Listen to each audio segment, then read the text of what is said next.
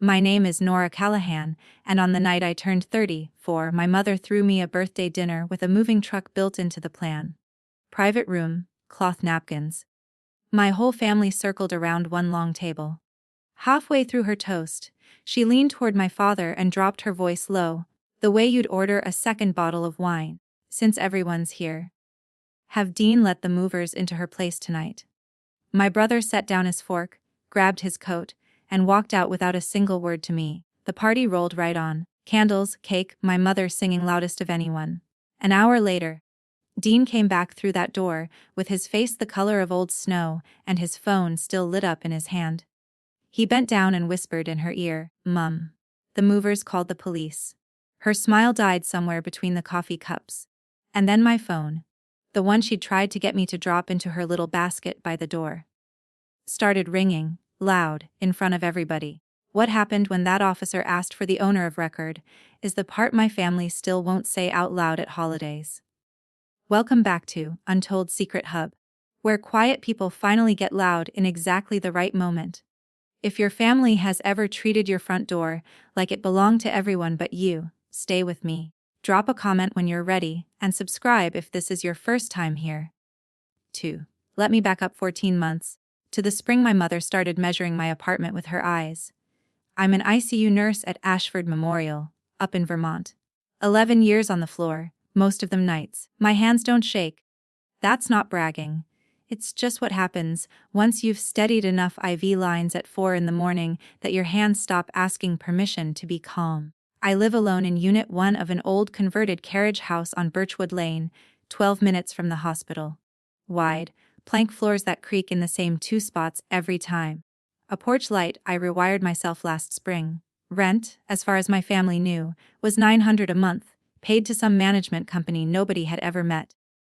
Her little rented place, my mother liked to call it, the way you describe a folding chair somebody left out in the rain.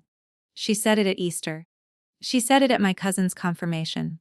She said it once to the cashier at Redfield's Market loud, while I stood right there holding a bag of clementines. I never argued. I just smiled and said the building and I had an arrangement, and let her roll her eyes. My closest friend from nursing school tells me I'm too quiet about my own life, and she's probably right.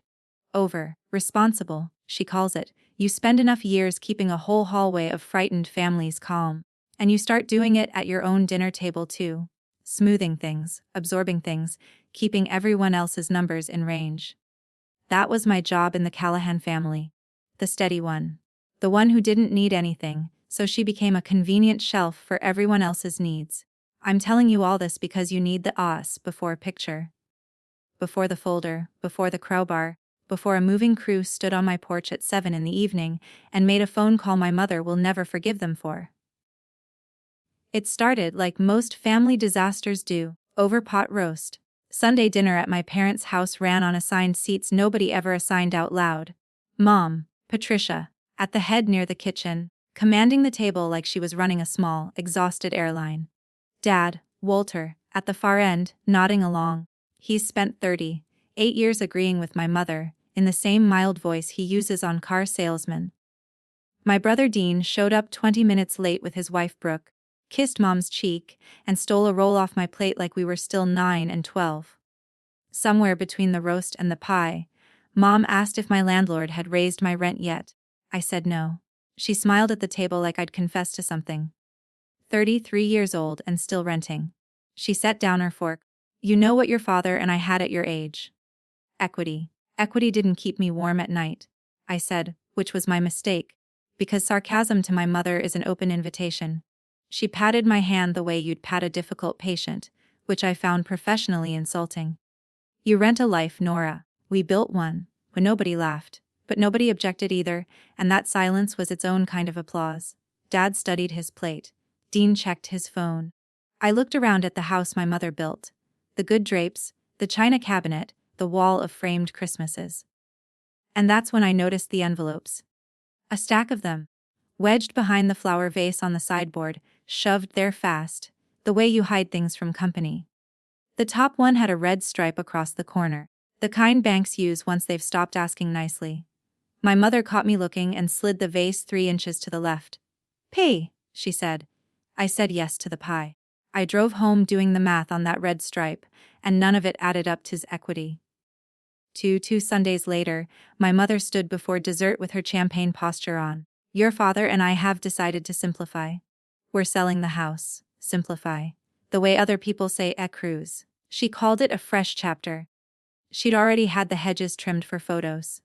Dean said, "Wow, Mom, big move." And she touched her collarbone and said they weren't getting any younger. And this place was just so much house. Here's what struck me, and I want you to sit with it the way I did. My parents had lived in that house for 29 years. My mother once repainted the front hall twice in 1 month because the first shade of white, red yellow at dusk. That woman does not simplify. That woman fortifies. And Dad said nothing the entire announcement. He turned his water glass in slow circles and studied the tablecloth like it owed him money. When I asked how long they'd been thinking about it, Mom said, "Oh, very recent, sweetheart, very sudden. We just woke up one day and knew." Then she went to get the pie, and I picked up the realtor's folder she'd left on the sideboard. Glossy, dog-eared, full of comps, a listing agreement with the signature line already flagged in yellow highlighter. The cover letter was dated 6 weeks earlier. Very recent. Very sudden. Dean followed me into the kitchen later. "Don't make it weird, Nor. They're allowed to sell their own house." He was right, they were. But on my way out, I passed the sideboard again, and the stack of striped envelopes had grown taller. And somebody had rubber banded them together. Which is what my mother does to problems she's decided to schedule instead of solve. I didn't know yet what was inside them. I just knew the word for that rubber band wasn't to simplify. That Thursday, I took my dinner break early and drove out to Maple View to see Mrs. Alvarez. She's 81, sharp as a fresh scalpel, and has been furious at the assisted living tapioca since the day she moved in. "They call this pudding," she said, poking it with disdain. "I know, Rosa. I've buried 2 husbands. I deserve real pudding." I took her blood pressure while she complained, because she likes the ritual, and honestly so do I. 130/76. "You'll outlive the building," I told her. "I'd better," she said. "I just got the chairs how I like them. We've been like this for years. Ever since I was her tenant and she was my landlady. Back when she owned the carriage house on Birchwood and lived across the hall in Unit 1 with her cat and her opinions. I brought her the mail from her old P.O. box, a fresh crossword, and gossip. My parents were selling the house." She stopped poking the tapioca. "Mrs. Alvarez has a way of looking at you like an X-ray with eyebrows." "Selling?" she said. "Patricia Callahan, the woman who wouldn't part with a casserole dish." "People change," I said. She snorted so hard the tapioca wobbled. Then she got quiet. The shrewd kind of quiet. And circled back to the thing she always circles back to when my family comes up. "They still don't know about the papers we signed." I busied myself with her pill organizer. "No. Nobody knows." She watched me sort Tuesday from Wednesday. "Smart girl," she said finally, and then softer, "Sad though. A family you have to keep in the dark isn't a family. It's an audience." I kissed her forehead and told her the tapioca was actually rice pudding, which scandalized her enough to change the subject. But her sentence rode home in the passenger seat the whole way. "At the papers we signed." Hold that thought. My mother was about to start asking her own questions. The next week, I stopped by my parents' place to drop off Dad's blood pressure refill, because that's a thing I do. The side door was open, and that's how I heard it. My mother in the den, on the phone, using her office voice. "The one with no pie in it." "No, we cannot push the closing. I need it done by the 30th. A pause. "The 30th. Yes." Another pause. "The number is the number. We'll take it. Just make it fast." I stood in the kitchen holding a pharmacy bag and did what nurses do. I read the chart. On the counter, half under a placemat, sat a statement from Ashford Savings and Loan, second mortgage, past due. The kind of number that doesn't fit in a family that owns the words equity. I set the refill by the coffee maker and let myself out before she finished, and I sat in the driveway feeling the whole story rearrange itself. The early retirement package Dad took from the mill 3 years ago. The one Mom called "your father's smart exit" was gone. The house wasn't a fresh chapter. It was a tourniquet. And here's the part that told me exactly who I was dealing with. That same night, my Aunt Denise called, delighted. Because Mom had phoned her that afternoon to chat about the sale. Your mother says they're thinking Florida for the winters. Isn't that wonderful? My mother had a foreclosure clock ticking on her kitchen counter, and within hours she'd already wallpapered it with a story about palm trees. Smooth, no seams. She'd been lying to her own sister since before dinner, and Denise never heard a single joint creak. Wonderful, I said, and hung up, and wrote one line in the notes app I usually save for patient handoffs as Mom is broke. Mom is lying. Mom always shops for a solution. Underneath it. What does she think I have? The answer arrived in the form of little questions, sprinkled like seasoning over the next 2 Sundays. How long is your lease, honey? Month to month. Interesting. Does that management company even check on the place? Do you know what units go for now? And then, passing the gravy with the aim of a sniper, does Dean still have your spare key, from when he helped you move in? I kept my face neutral. A skill you learn the first time a patient's family screams at you in a hallway. Why do you ask? Oh, no reason, said my mother, who has never once in her life had no reason. As she was over a year too late with that question. 14 months earlier, I'd come home from a double shift and found my kitchen smelling like chicken soup. I didn't own a pot big enough for that soup. A note in her handwriting, "You never eat right, love Mom." She'd let herself in with a key she'd borrowed off Dean's ring. Just to be sweet. She said later. Just being a mother. I thanked her for the soup, then I called Hartley Lock and Key that same afternoon and had every door in the building rekeyed, all 4 units, my cost. I put a monitored alarm on Unit 1 while I was at it. Door sensors, glass, break, one of those talking camera doorbells. The alarm company filed my cell number under a word my family had never once heard connected to me. We'll get there. The point is, when my mother asked about Dean and my spare key, she was asking about a lock that no longer answered to it. I passed the gravy and said keys were funny things. She smiled. I smiled. 2 women at one table, each certain she knew something the other didn't. The difference was, one of us had receipts. 2. The plan got a name on a Tuesday. Mom invited me over just as girls made coffee in the good cups, and unveiled what she called the family consolidation plan. A phrase she pronounced like it came with its own logo. Here's how it went: the house sells, my parents transition, and I, that's me, move home for a while to help, just till things settle. And your apartment? She said, stirring her coffee. Well, we wouldn't want it sitting empty, would we? There it was. Not a request. A conclusion already reached. No, Mom, I said, one sentence, level.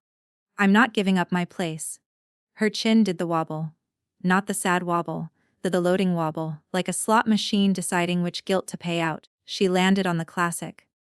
After everything your father and I have done for you. A lifetime of sacrifice, Nora.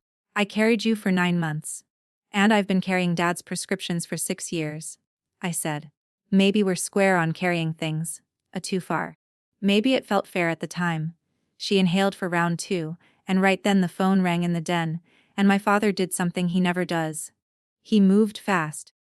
Snatched it up on the ring, said, "Hold on," and walked it straight out to the garage, pulling the door shut behind him with his shoulder. Through the window over the sink, I watched him pace by the workbench, head down, one hand flat on the hood of his truck like he was keeping it from floating off. My mother watched me watch him. Wrong number, she said before I'd even asked. I drove home to my own apartment, mine, and stood a minute in the doorway, counting the locks I'd paid for. Whatever was on that call, my father had needed a garage to hold it in. To Dean's turn came that Friday. Texted, then called, then just showed up at Birchwood with a 6-pack and his helpful face on. My brother sells trucks over at the dealership on Route 4, and I say this with love. I know his walk around when I'm standing in it. Warm up first, works good, Brooks good. Then the pivot. Hey, weird thing. I think I've still got your old spare key somewhere. Want me to swing it by? I could check your smoke detectors while I'm up here. Landlord's supposed to. But you know those management companies. They never. I told him my smoke detectors were fine. Told him he could mail the key. He laughed like I'd made a joke, then stood on my porch a beat too long looking at the door, at the frame, at the little blue alarm decal by the bell. He'd almost certainly never registered as anything real. People see what they expect. He expected his big sister's cheap rental. He left the 6-pack, hugged me one-armed. And from my front window I watched him sit in his truck in the dark, typing with both thumbs, the porch light catching the glow on his face. He wasn't texting Brooke. Brooke gets one thumb and a string of emojis. That was a report. 2 days later, the invitation arrived. Thick cardstock, my mother's looping cursive. The pleasure of your company, Nora's 34th birthday dinner, the copper kettle, private room, 6 and 30th, the 14th. Everyone's coming. Even Aunt Vivian from Concord. I stood at my kitchen counter and read it twice. Never once in my life had my mother booked me so much as a diner booth. Now there was a private room, a guest list, and cardstock. When a woman drowning in a second mortgage starts renting banquet rooms, she isn't celebrating you. She's scheduling something. I pinned it to the fridge and started paying real attention. 2 before the folder. You need the arithmetic my mother had been running behind those casserole eyes. The rent everyone believed I paid was $900. Market rate for a one-bedroom in Ashford had crept past $1,300. My mother knows the price of everything she doesn't own, so at the next Sunday dinner, she floated it, casual as a leaf. You know what would make sense? A swap. Your father and I take the apartment. We don't need much. And you come home to your old room, family helping family. She looked around the table for applause. Dad rearranged his peas. Dean said, makes sense to me, a little too fast, like a man reading off a card. My apartment isn't a timeshare, I said. Mom laughed her hostess laugh, the one that files your objection under jokes. It's practically family housing anyway, you'd hardly notice the difference. I'd notice, Mom. I notice everything now. What chilled me wasn't the ask. Asks can be refused, it was the shape of it. She'd already measured the closets. She talked about the apartment the way you talk about something already sitting in your cart. Right down to where her reading chair would go. By my front window, where my reading chair currently lives. She never once said the word rent with a number attached, because in her head the number was already settled. 900, paid to a company that never checked, never called, never cared. An absentee landlord is just an inheritance with extra steps. That was her math. She'd tried the management company once. A letter had come, months back, addressed to Birchwood Holdings LLC, in handwriting I'd know anywhere, asking about family lease transfers. I read it standing at my mailbox in Scrubs. I did not respond. The landlord, you see, was busy that week. The landlord was working a 12-hour shift.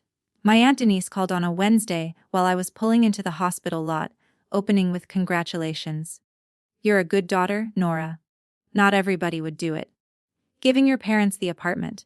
She said Mom had told the whole book club I'd insisted. My home is your home, apparently, with actual tears. It made Denise tear up too. I sat there with my badge half clipped and watched a medevac helicopter cross the sky over the garage, and understood my mother had skipped negotiation entirely and gone straight to publication. The story was already out. Polished, quotable, starring a version of me who talks like a greeting card. Denise, I said, I never offered anyone anything. Silence. The fizzy kind. But Patricia said. And there it was. The trap inside the trap.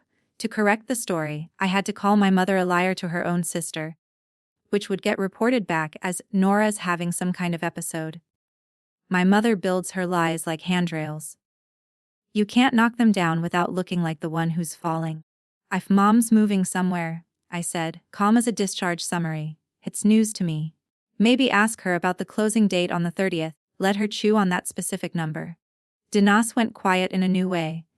I drove out the next morning, to their kitchen, their turf, knowing better and going anyway.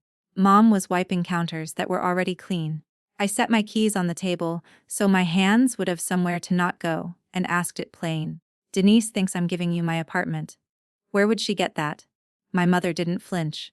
She sighed, big, theatrical, load-bearing, and pulled out the tears like a nurse pulls a crash cart. I have given you everything. And now when your father and I are struggling, yes, struggling, you interrogate me over an apartment. Notice the move. I ask how a lie got started, and 30 seconds later we're auditing my gratitude. I kept my voice flat and asked my 3 questions anyway. Did you tell people I offered my place? Sigh. Did you already plan on the 14th for something? Sniff.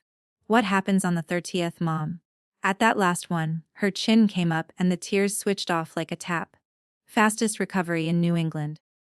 Family doesn't keep score, she said, which is what people say when they're losing on the scoreboard. From the doorway, my father finally spoke. Your mother's under a lot of stress, kiddo. That was it. That was his whole contribution. 38 years of marriage, and his testimony was a weather report. I picked up my keys. Nobody had answered a single question, which is, of course, an answer. On my way out, I cut through the garage, past his workbench. And that's when I saw them. Stacked by the door like they'd been delivered that morning. Flat-packed moving boxes, banded, 24 of them, printed with cheerful green letters, as Redwood Movers and Storage. My parents hadn't hired a stager, they'd hired muscle.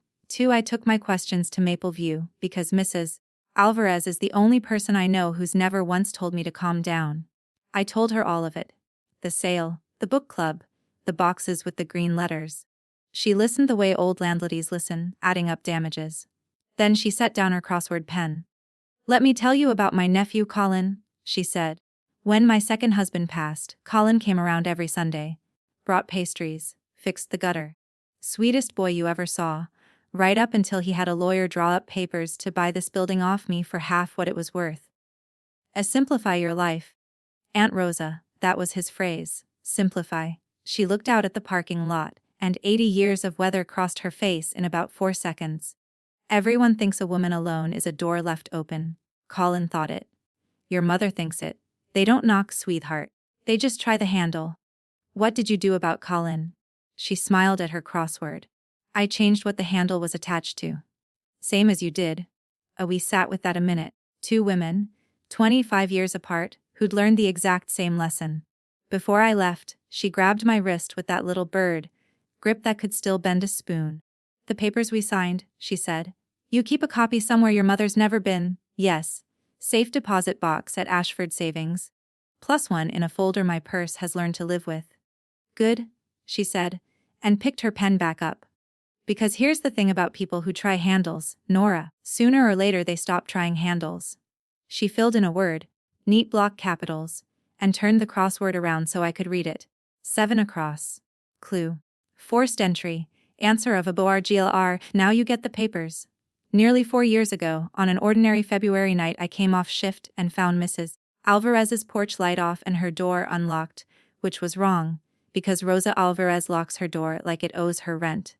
I found her on the kitchen floor of Unit 1, conscious, left side, gone soft, 40 minutes past the moment she'd stopped being able to reach the phone. Stroke. I rode with her, badge still clipped from my shift, calling out her history to the ER like family, because functionally, I was.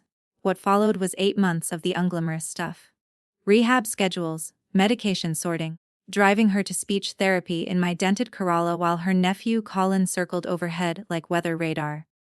He had papers with him at the hospital. Did I mention that, second week in, she could barely hold a fork, and Colin had a purchase offer in a manila envelope. Half of market, simplify. When she could talk right again, the first full sentence Rosa Alvarez said was not about him. The second one was about me. It took a lawyer, a notary, and 3 trips to Ashford Savings. She sold me the carriage house. $206,000, $20,000 down. Every dollar of it saved across 9 years of night differentials and skipped vacations. Rosa carried the note herself for 20 years, because she said banks bored her. The deed got recorded under Birchwood Holdings LLC, a company with exactly 1 member, me. Why the secrecy? Because of a number I'd learned at 25, $11,000. My savings for a nurse practitioner program, borrowed by my mother for one of my father's debts, never repaid, and then narrated to the family as Nora helping out with money she could spare. My tuition became her generosity. My plans got shelved 2 years. And at Thanksgiving she toasted her own kindness. That's when I learned the Callahan family rule.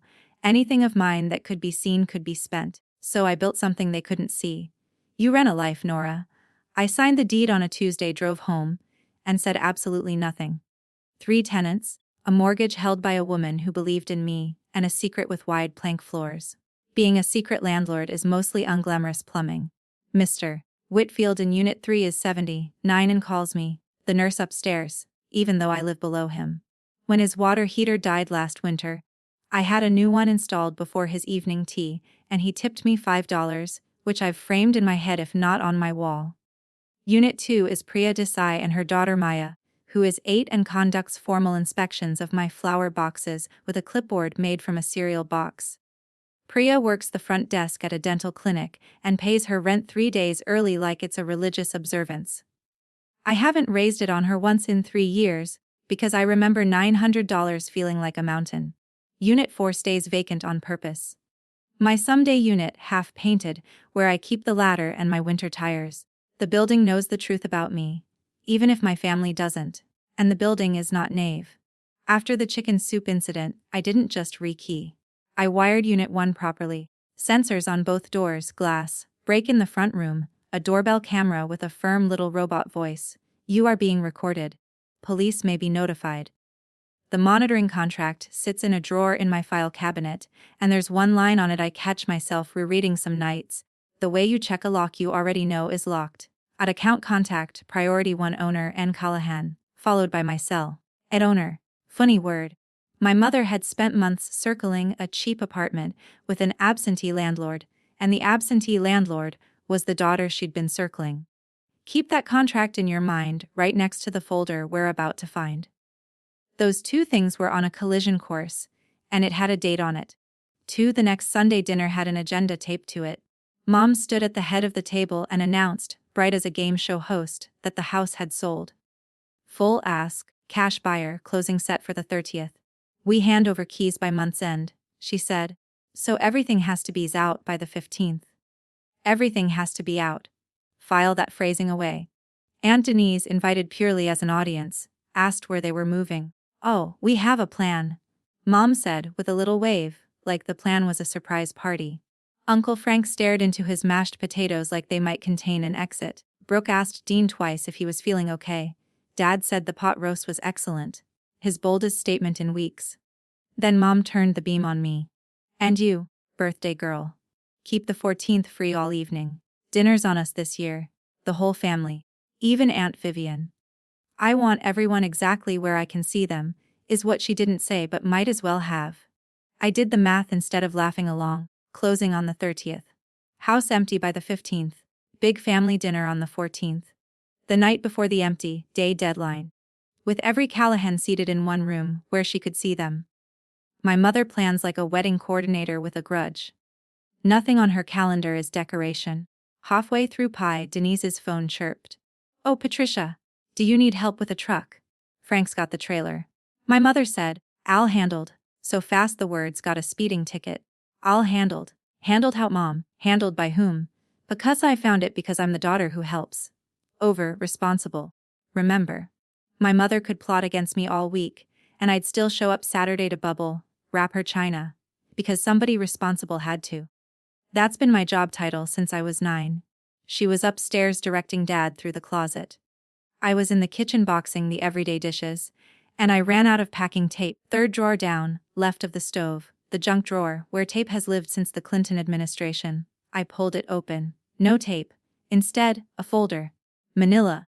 Letter size, the kind with the flap, sitting right on top of the spare batteries like it had been tucked in between errands. Arsh redwood movers, in green ink on the corner. I'll tell you exactly what my hands did. Nothing for about 5 seconds. Then I flipped it open because you checked the chart. For work order Finther 392. Customer Patricia Callahan. Service full pack and load 4-man crew evening premium. And then the lines that rearranged my whole year of origin address. 4012 Birchwood Lane, Unit 1. Date of service. The 14th 700 p.m. Notes, typed by someone who will never know what they typed if customer states daughter is aware. Surprise consolidation move. Daughter will be at family event during service window. Access son has key. Destination Callahan residence, garage for staging. Deposit paid. Card on file ending 4471. I stood in my mother's kitchen holding my own eviction, gift wrapped in her handwriting on the authorization line. Patricia Callahan. Mother. Origin address, my address, date of service, my birthday, access, my brother's key. My mother had scheduled my life to be carried out the door somewhere between the cake and the coffee. Upstairs her voice floated down, sweet as ever. Nora, honey, did you find the tape? I looked at the folder. Still looking. I called back.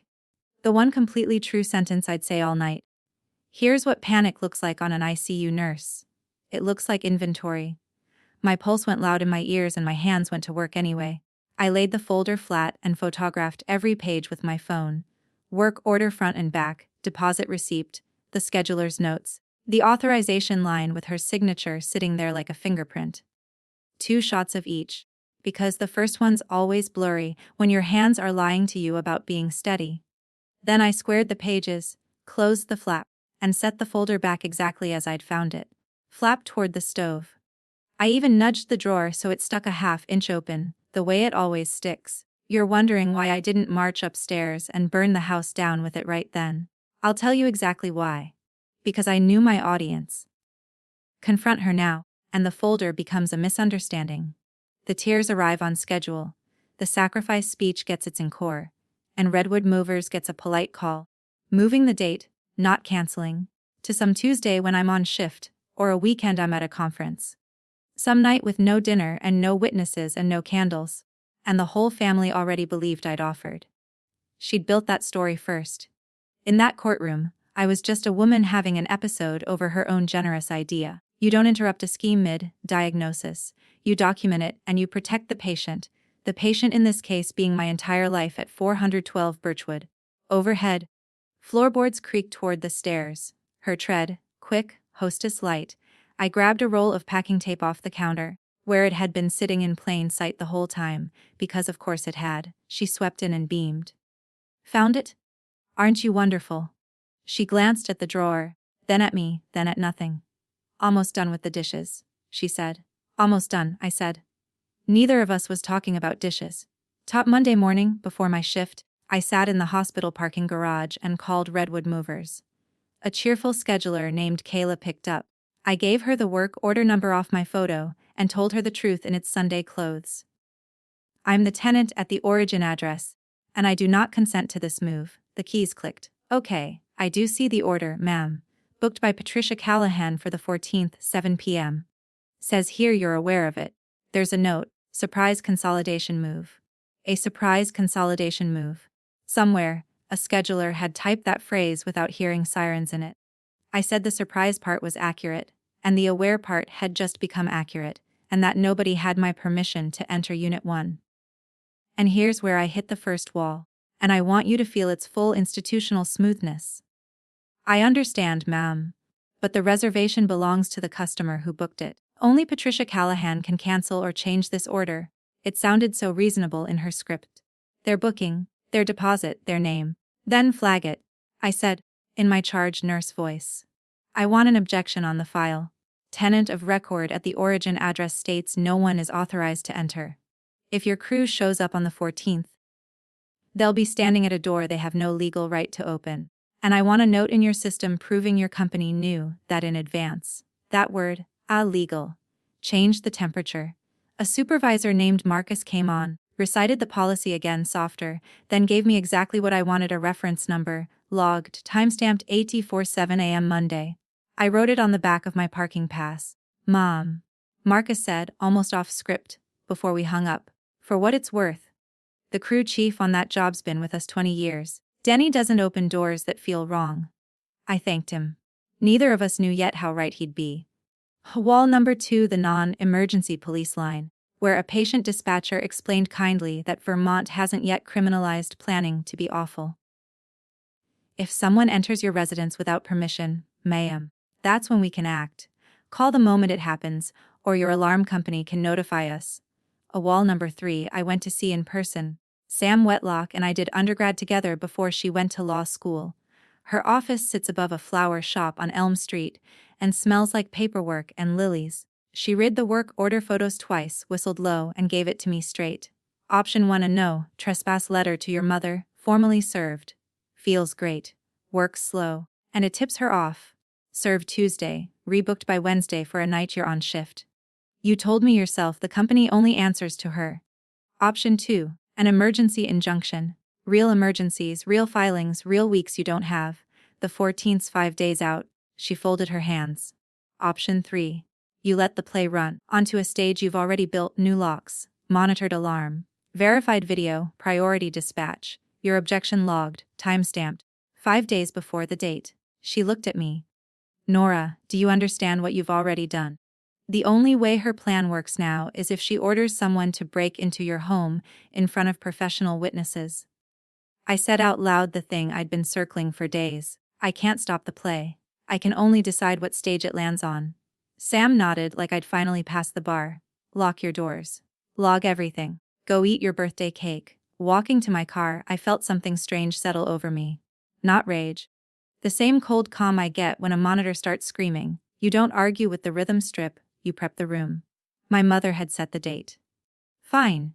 I would set the table. Once you see the dinner for what it was, you can't unsee it. 6:30. Private room. Attendance mandatory. The crew hitting my door at 7. The timeline wasn't a coincidence. It was choreography. Every Callahan plus Aunt Vivian as tablecloth camouflage, parked in one room across town with our forks in the air, while 4 strangers packed my closets into a truck. My birthday wasn't a celebration with a scheme attached. My birthday was the alibi. And there was the luggage. I'd seen it in the trunk of Mom's book weeks before, when she stopped by to drop off a casserole dish. A brand new 3-piece luggage set, still wearing its ribbon. Nested in with the jumper cables. I'd assumed it was for the Florida move. It was my birthday present. She'd confirmed it herself, patting the trunk shut. One of your gifts is in there, sweetheart. Very practical. For your fresh start. My fresh start. She'd bought me suitcases to match my eviction. Aunt Vivian called that night from Concord to say she was coming up early, staying with Denise. Wouldn't miss my birthday for the world. My grandmother is 86 and does not travel for cake.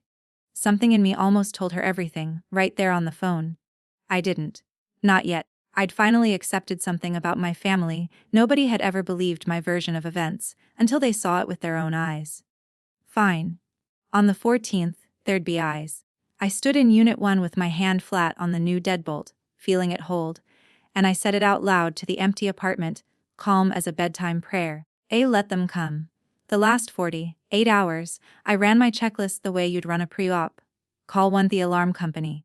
I confirmed the monitoring plan line by line, door sensors armed, glass break live, camera doorbell recording, verified video response, priority dispatch, owner contact N. Callahan this cell. Everything looks perfect, Ms. Callahan, the rep said. Expecting trouble. Family's coming to town, I said.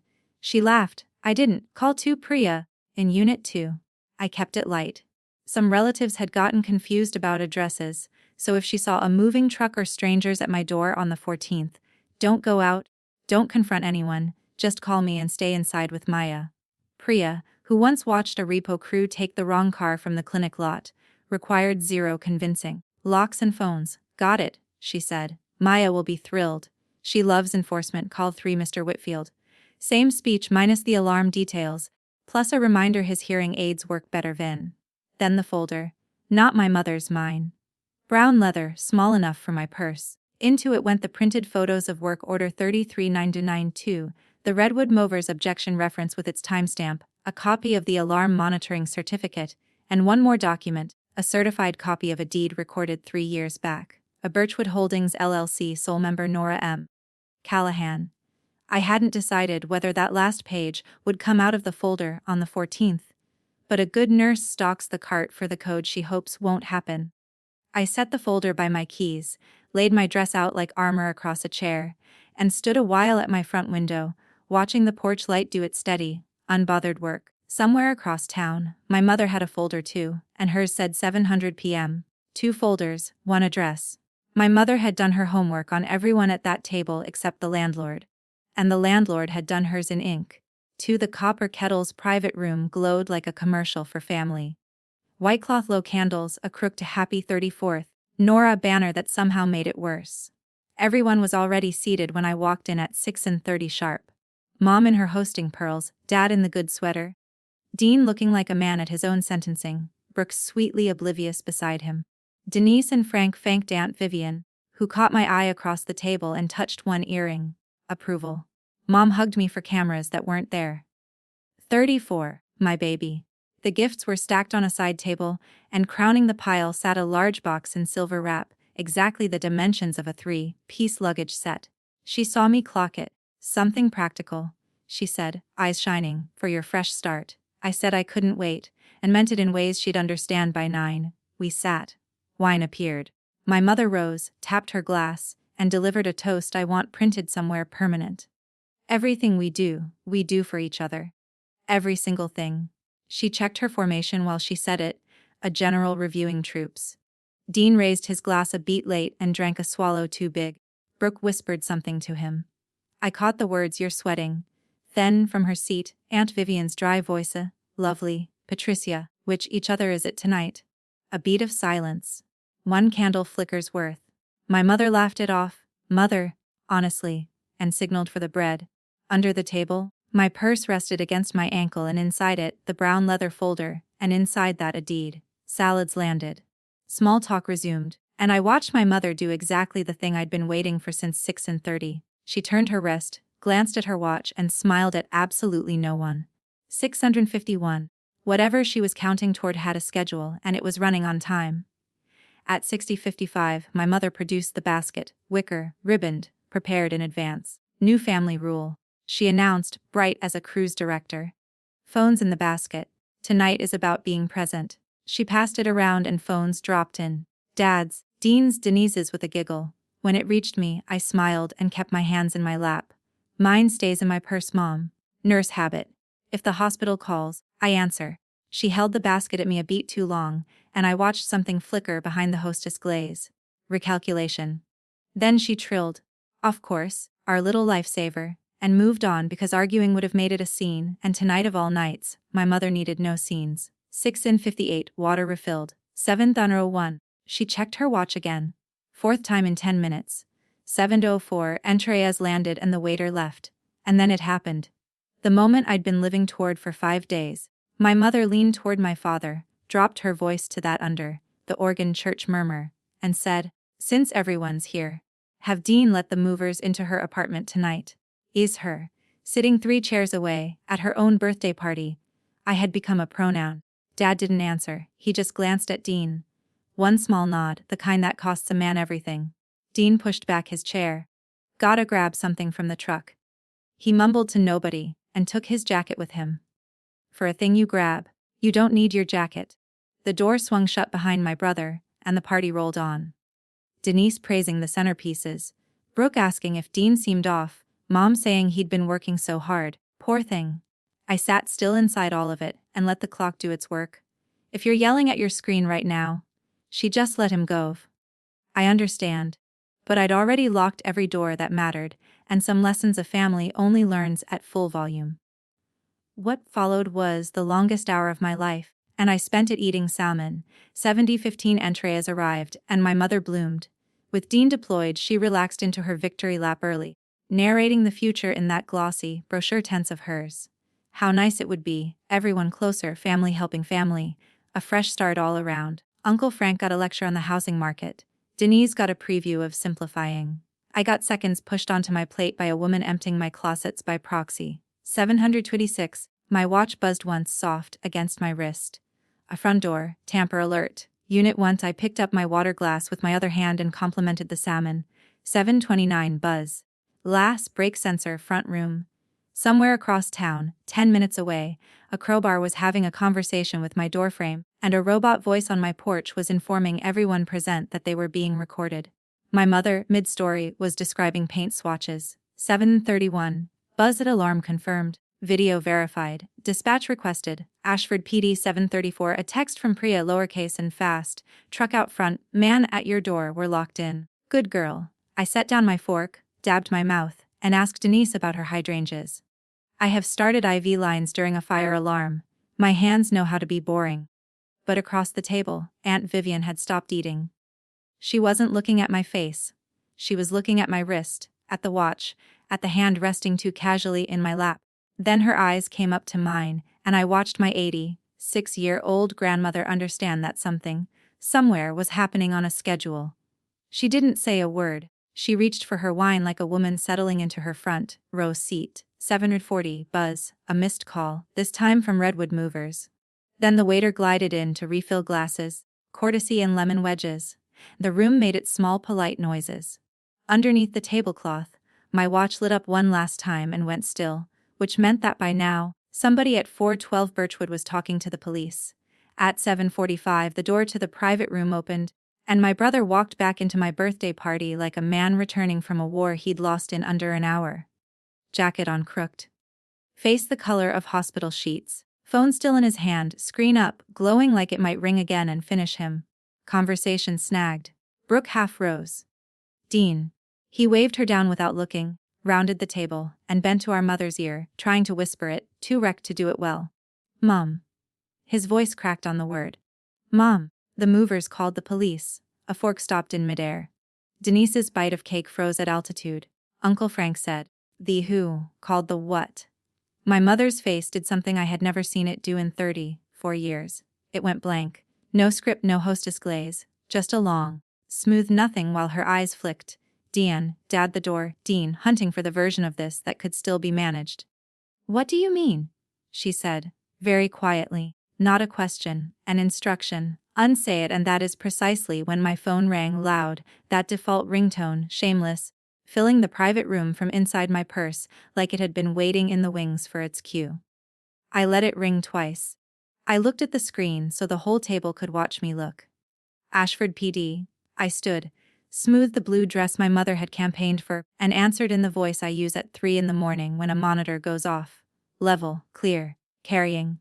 This is Nora Callahan. A pause, the officer talking. Then I said the sentence I had been carrying in my chest for 3 years, and I confess I did not hurry it. Yes, officer, that's my building. I'm the owner of record at 412 Birchwood Lane. Somewhere down the table, my grandmother set down her wine and began, very softly, to smile. You could have heard a candle burning in that room.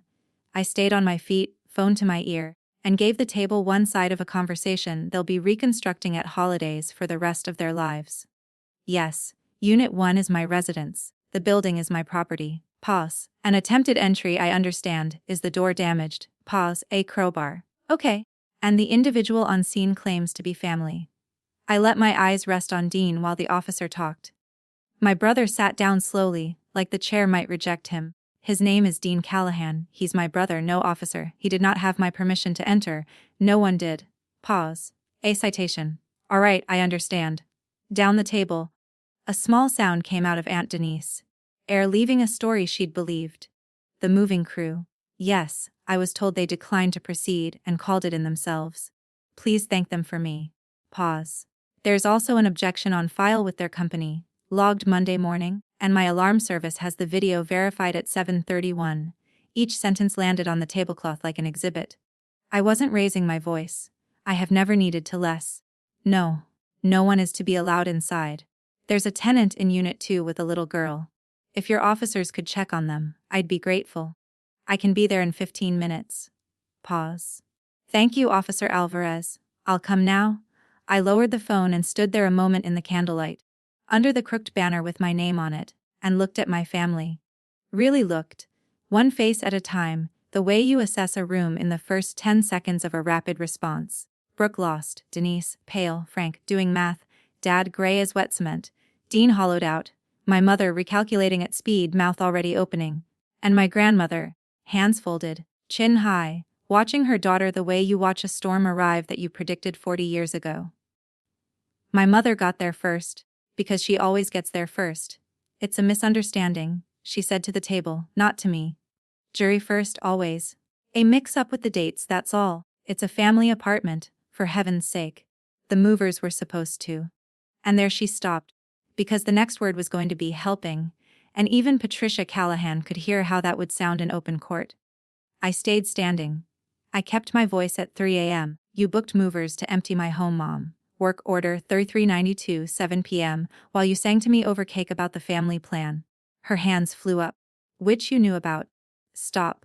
Denise's voice, and everyone turned, because Aunt Denise does not interrupt her sister. She was gripping her napkin like a rosary. You told me she offered. You stood in my kitchen and told me Nora offered. You quoted her, Patricia. My home is your home. You said she wept. A beat. And you told Mother she had a boyfriend, Aunt Vivian said, dry as toast. Very serious, apparently. I never got his name. The stories were meeting each other in public for the first time, and they did not match. My mother stood in the intersection. She tried the tears. The real performance ones, chin trembling, decades of sacrifice warming up in her throat.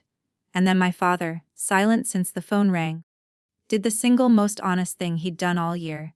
He reached slowly into his jacket, took out his checkbook, and set it on the tablecloth, as if this, like everything, could be settled quietly and rounded to the nearest 100.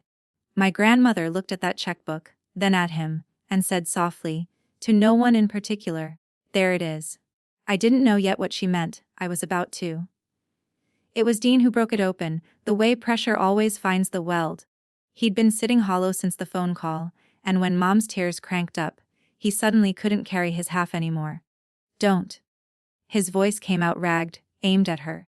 "Don't do the crying thing. You said it would take 20 minutes. You said she'd never even." He stopped, swallowed, looked at me. "What came out next?" he almost begged. "Lee, I didn't want to. I asked Dad. Dad said you'd never change the locks. Said you were too trusting to bother.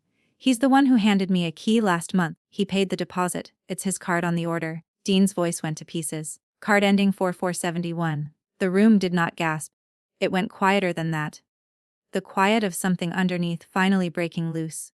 I'd read that card number 5 days ago in a kitchen drawer and told myself it could be anyone's. It was not anyone's. I knew that card. I'd watched it pay for tires, for Christmas hams, for my own graduation dinner. I turned to my father, who did not look up, and asked him the quietest question of my whole life. "You signed for it, Dad." Like a delivery. Silence. The candle hissed. My father, the mild one, the harmless one, the weather report, sat there with his checkbook still on the cloth and stared at it. All those years I'd graded him gently. Not cruel, just tired. Not complicit, just quiet. And the whole time, quiet was the job he did for her, the co-signer of everything. That's when my mother detonated, because blankness was never going to hold her longer than a minute. She came up out of her chair, napkin falling like a dropped flag. "You let them cite your own brother. Over furniture, over my home, Mom, you're of home." She laughed high and wild, playing to a jury that had already left. "Ave rental. A one-bedroom you've been hiding in for years while your family, is drowning, and you sit there with your little folder face and choose an apartment over your family." There it was. The whole woman, in one sentence, at full volume, in front of witnesses. The waiter froze in the doorway with a water pitcher and reversed out like a man entering a cage. I waited out her breath, and into the silence after it. I said, "Level is a monitor tone. It's not an apartment, Mom. It's my building. And tonight it protected me better than my family ever did." She blinked. What do you mean? "Your building." Not a question. A demand for the world to reorganize itself back in her favor. I reached down, opened my purse, and took out the brown leather folder. I laid the pages on the white tablecloth, one at a time, turned to face the table.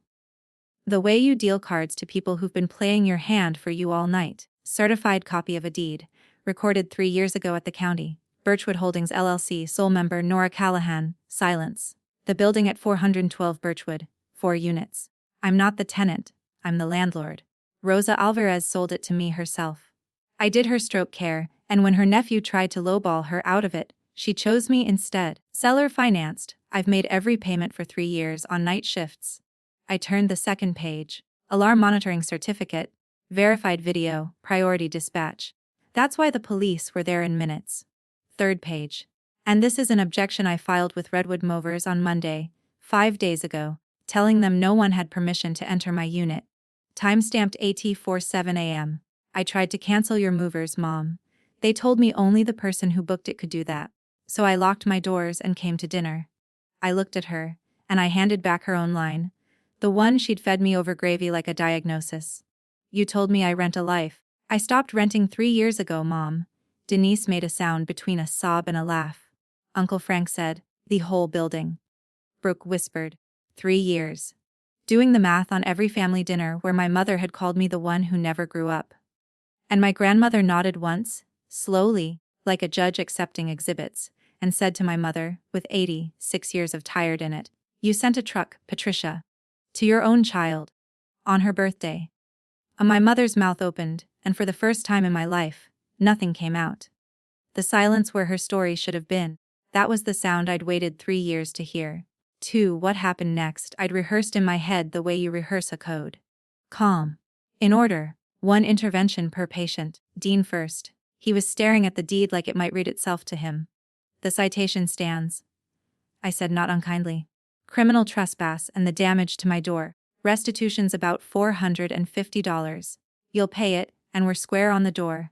He nodded, wrecked. And Dean, a mother who owns your signature isn't family either. That part I actually understand. Get your name back. Then we'll talk. Dad next. I took out my phone, thumbed it awake, and did the thing while he watched. 12 years you've been my emergency contact, Dad.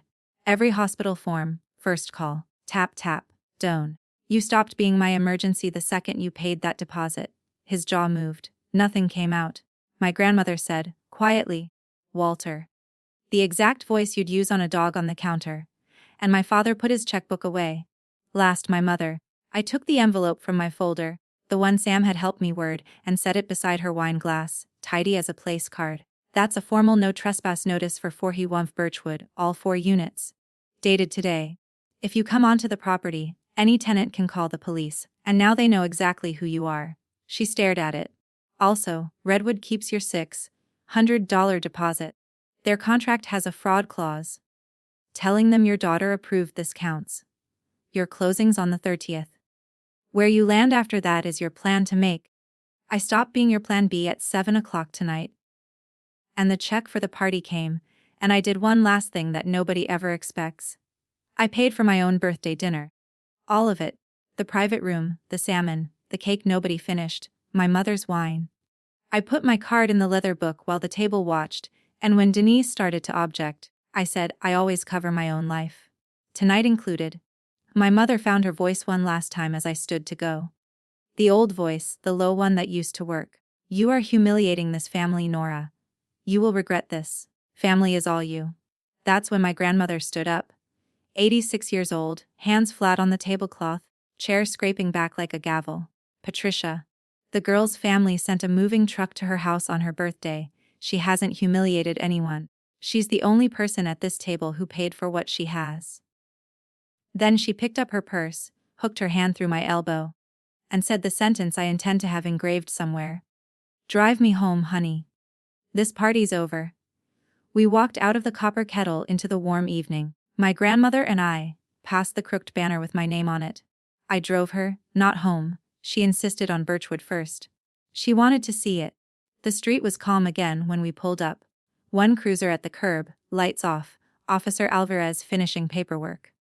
Priya on the porch with Maya asleep on her shoulder. My front door scarred at the strike plate but holding, because good steel holds.